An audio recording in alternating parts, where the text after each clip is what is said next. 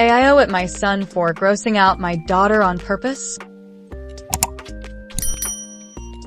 Our son has recently been doing gross stuff to our daughter to get a rise out of her, and she really hates it. It started when she gagged when someone passed gas in a small room, and he thought it was funny. And now he's periodically tried to fart in her face, hold the doggy bag up to her nose when walking the dog, and huffed in her face in the morning without brushing his teeth, causing her to gag a lot.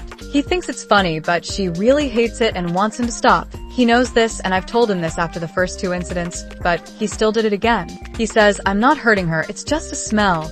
It's funny, and she needs to get over it." In response, I told him, "Next time this happens, I'm going to make you smell something you won't be able to handle. And you're not going to get to stop smelling it just because you hate it or it makes you feel queasy." He asked, "What could you make me smell that's so bad?" And I said, "You don't want to find out. You don't give her any warning when you do these things, so you aren't receiving one either. I'm a vet tech though, and have more than adequate means to follow through on this." He sort of rolled his eyes and said, "Whatever."